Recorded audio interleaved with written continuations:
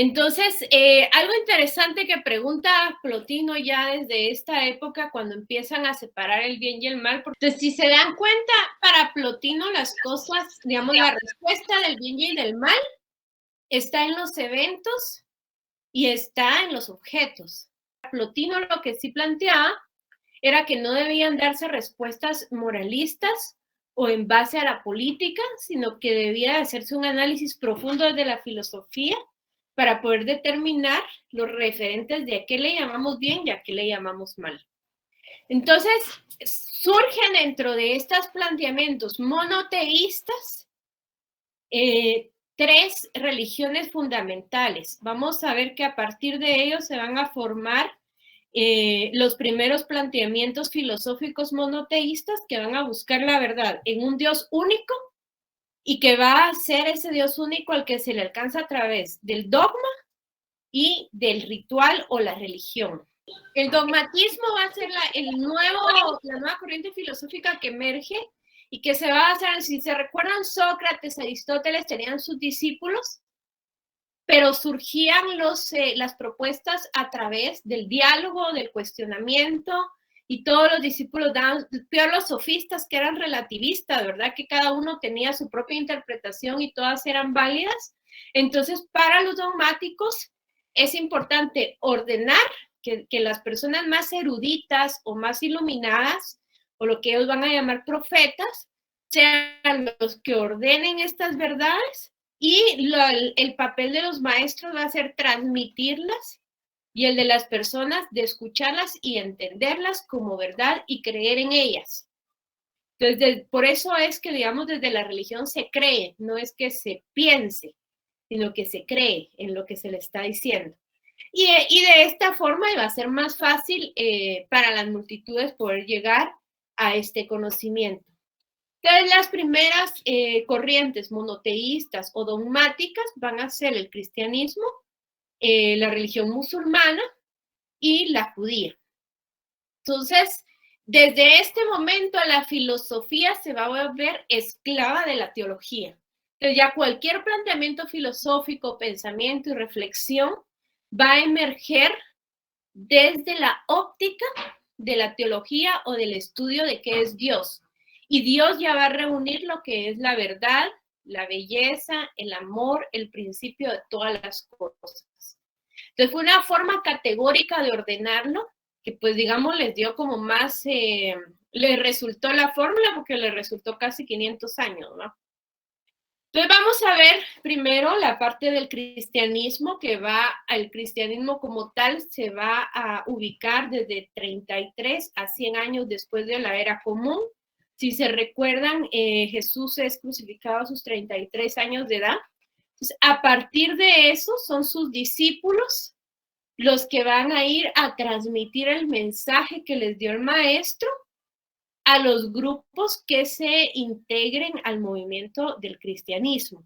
Aquí les pongo algunas imágenes, una de las primeras pinturas, cómo el arte se va a transformar, ya no va a tener aquellos estudios de cánones, de profundidad, de equilibrio, o sea, la composición y el racionalismo y el naturalismo de la obra de arte que veíamos en la época socrática, y incluso por eso les digo, aunque sea al mismo tiempo el neoplatonismo, con todo el arte helénico, ellos van a continuar, por ser neoplatonistas, van a continuar con la búsqueda de la perfección a través del arte.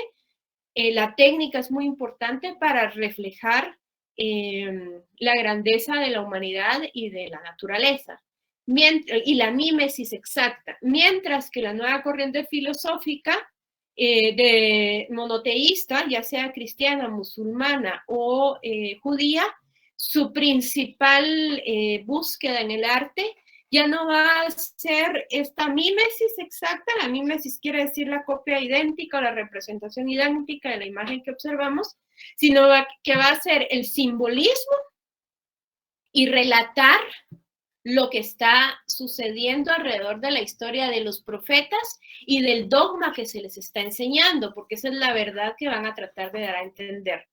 Entonces, cuando pasa toda esta época de persecución a los cristianos, de sacrificio a los cristianos, toda la constante que ellos mantienen, pero que va creciendo y creciendo, y que como vimos en Historia del Arte, Constantino con Gregorio, Gregorio más que todo se da cuenta de que es necesario parar con esta rebelión y mejor adherirla a su nuevo reinado y tomar el cristianismo como la religión predominante, va a surgir ya el establecer una iglesia universal que se base en el cristianismo, que ya no sean como grupitos. En este momento en que ya se queda como clara cuál es la diferencia entre la fe y la razón, o sea que esto es fundamental para entender la patrística ya como tal y el inicio del cristianismo ya institucionalizado,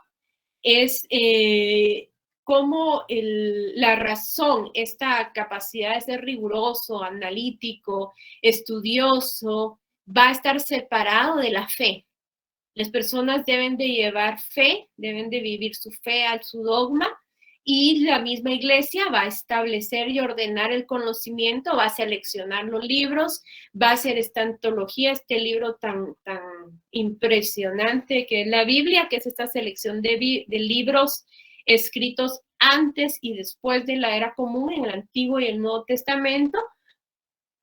Entonces, la patrística va a ser esa unificación de todo el cristianismo en una sola iglesia, y va a estar reconocida por 4 grandes papas. Aquí vamos a tener a Constantino como el primer papa de la historia, el primero que encabeza la iglesia, y los 4 grandes patriarcas, que son los que van a tener un papel importante para establecer el orden.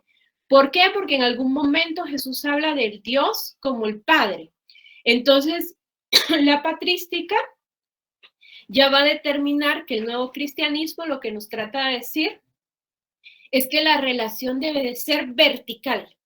El Padre es la figura principal de todo, es hacia donde todos vamos, y a partir de eso va a darle órdenes a su iglesia, que va a estar representada por padres apostólicos, que se les llama apostólicos porque eran estudiantes o discípulos de los apóstoles, y que ellos le van a explicar a los demás sacerdotes y los sacerdotes a la feligresía.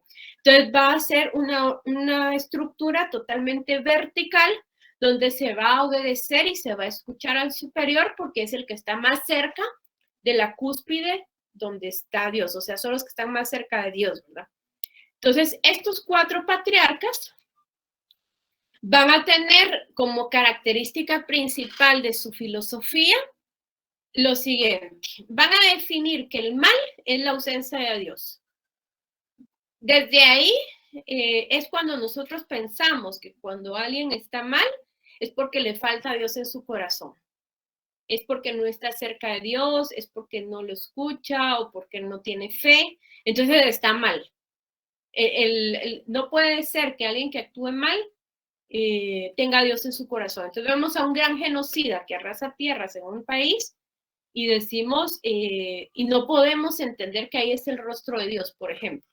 Pero es porque desde el dogma que traemos desde hace 2000 años, nos dicen que el mal es la ausencia de Dios. La otra explicación filosófica que van a decir es que la supremacía de la fe es sobre la razón. O sea, primero debemos creer, y es más importante lo que creemos que lo que razonamos. Otro de los principios va a ser que el cristianismo es la única verdad, no hay otra. O sea, cualquiera que no sea cristiano no está bien. Y si se dan cuenta, eso se ha reproducido, tergiversado a través de la historia, que hay personas que realmente van a una iglesia donde va un pequeño grupo y dicen que ellos son los únicos que son dueños de la fe. El principal filósofo que va a hacer estas interpretaciones va a ser Agustín de Hipona, más conocido como San Agustín, porque así fue escrito en los libros, que los primeros libros fueron escritos por la iglesia, entonces le llaman santo. Pero Agustín de Hipona era un filósofo, seguidor de Plotino, era neoplatónico, se convierte al cristianismo y va a ser el que le dé la primera interpretación a las Sagradas Escrituras o a la Biblia, y lo va a hacer desde la perspectiva del platonismo, del neoplatonismo. Por eso es que vamos a ver que la iglesia va a estar profundamente influenciada por las prácticas religiosas que ellos tenían, solo que ahora dirigidas hacia el Dios monoteísta que ellos hablaban. Bueno, y ya a partir de eso con Agustín se empiezan a escribir los primeros libros filosóficos ya bajo la óptica de la teología.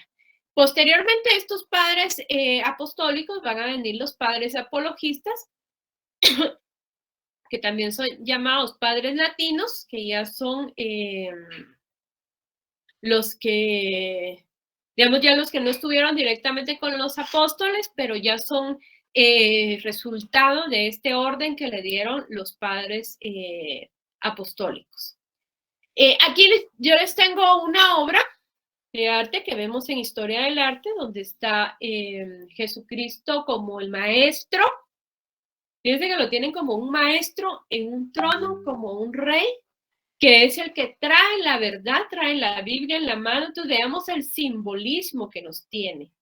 Es un simbolismo de poder, de dueño de la verdad, y a su alrededor los discípulos que están tomando nota en sus papiros y que además podían ser personas desde el punto de vista de Jesús que venían de puestos de obreros, de campesinos, de comerciantes. O sea, él no escogió solo a las personas que habían nacido para ser eruditos desde la perspectiva griega, sino era aquellos que tenían inclinación por el conocimiento y la verdad, a pesar del extracto social en que pertenecieran, ellos se involucraban. Entonces, ellos fueron los que fueron tomando las historias, él las deja, y si se dan cuenta, las obras no tienen profundidad, sí tienen simetría, porque empieza a aparecer esta postura de Agustín de Hipona de hablar de la simetría, y empiezan a darse un poco algunos pinceladas de claroscuro, aunque aún todavía vemos que es plano, ¿verdad? Aquí quiero que vean la imagen del Papa Gregorio Magno, que va a ser el primer Papa apologista. Él va a ser el que traduce la Biblia del griego al latín, para que ya pueda ser leída por la mayoría de la población que albergaba Roma en este sentido. Aquí vemos una imagen donde él está siendo inspirado por el Espíritu Santo, que es el que le habla y es el que le va guiando para que él haga la traducción lo más fidedigna posible. Y, por supuesto, fue nombrado santo, ¿verdad? Por eso leemos la aureola. El otro apologista del fe y la razón, el Papa Gregorio va a ser el primero que aparece dentro de los padres apologistas, y Jerónimo de Estridón es el que va a traducir la Biblia. Él es reconocido por haber traducido la Biblia del griego al latín para el acceso a la mayoría de las personas. Generalmente se le ilustra acompañado por un león. Si se dan cuenta, el león era el símbolo del poder que tenían desde ya las diferentes regiones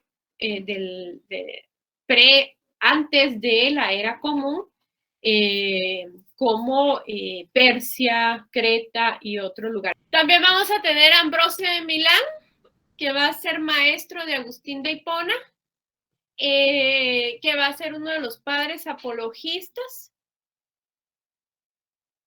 Y vamos a tener a los llamados los cuatro padres de la Iglesia Latina, que van a ser los que acompañan en todo este movimiento a los padres ya mencionados.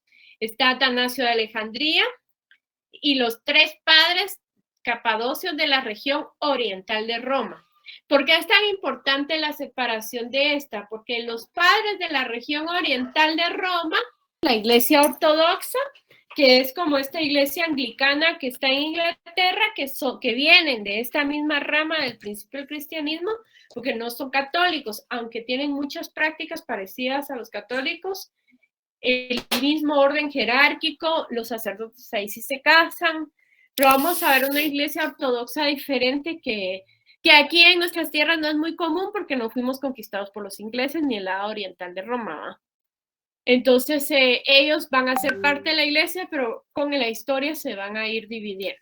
Otro principio de las iglesias monoteístas va a ser la iglesia musulmana. Los musulmanes van a surgir, en el oriente extremo, en el extremo oriente, de las mismas tierras conquistadas por los romanos, que era la casa de los sabios de Bagdad.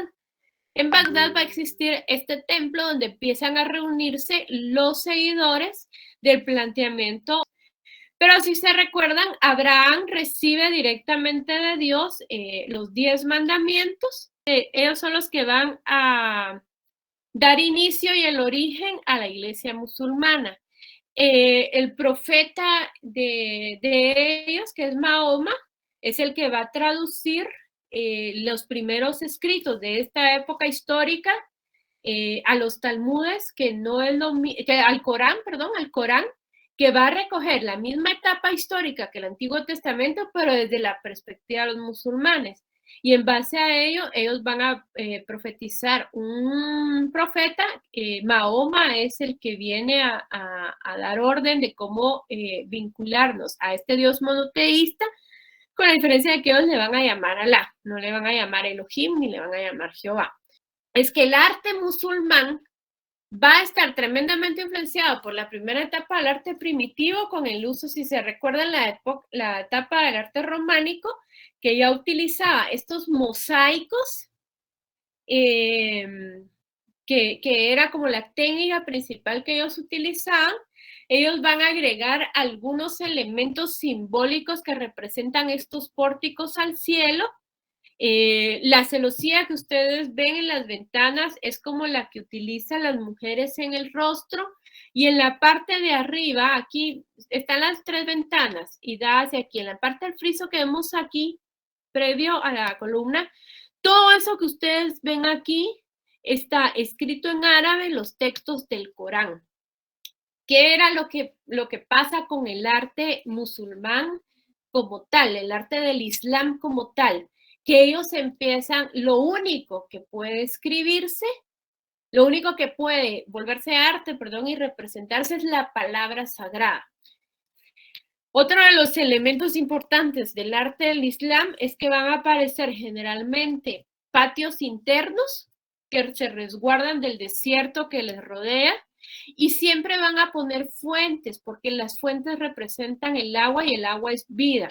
Algo que va a marcar mucho al pueblo del Islam es el avance científico y tecnológico. Esta casa de los sabios no renegaba, como llega a pasar con la patrística como tal, no reniega del conocimiento científico de la fe. O sea que una cosa no pelea con la otra. Conocer la ciencia no nos va a alejar de la fe. Entonces, ellos van a tener una serie de avances científicos que, de hecho, la matemática, bueno, hay muchos inventos de la época de el primer robot fue creado por los musulmanes.